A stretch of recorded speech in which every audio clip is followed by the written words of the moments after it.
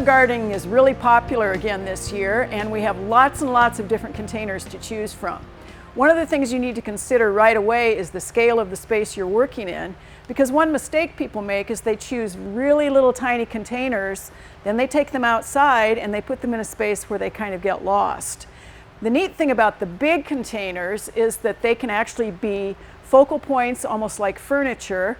They can be very subtle in color. You can choose many containers that are of different sizes in the same color family, and then you can group them together, which is a really good way for you to take something that might be small, put it with a couple things that are slightly different sizes, and really make an impact.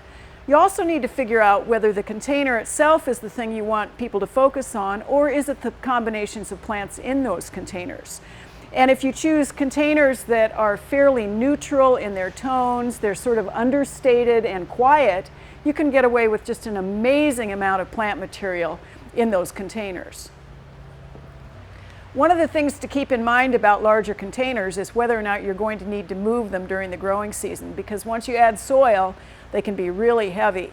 This is an interesting new one that looks like it's terracotta with kind of a apricot finish, and it's a little bit more traditional design, but as you can see, it's pretty lightweight. It's something called fiber clay, and that gives you the option to actually have a little bit more portability in a larger container. The same thing holds true for some of the traditional terracotta pots that are actually not fired clay, they're fiberglass or a plastic. Another thing that's available in a whole family of shapes and different sizes and finishes is containers that are more metallic. And these range in size from very large ones to very small ones, a subtle bronze sheen, a darker black sheen. And again, by mixing and matching a number of sizes and slightly different shapes, this still acts as a family of containers and allows you to really create a good grouping in the landscape before you choose your plants for the combinations in them.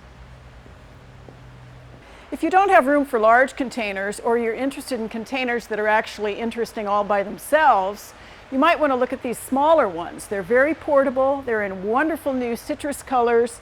Some of them have patterns. Again, you can choose from a family of very bright colors, and they're extremely portable. They could be on an end table, they could be on a dining table outside. You can mix and match pretty readily.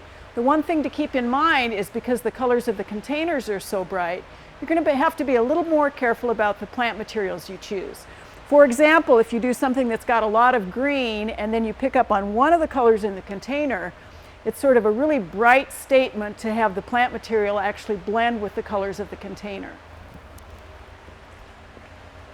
Containers are really personal preference, but keep in mind that you need to think about the scale first, both of the space and of the containers you're going to use in that space. Think about grouping a family of containers of similar materials, different sizes, and slightly different shapes.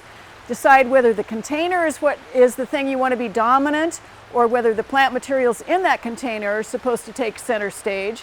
And if you decide that you want the plants to be the thing that is the most beautiful and the most wonderful, you have all sorts of plants to choose from. In later segments, we're going to be showing you some of the combinations that you might be able to use in your particular situation in your containers.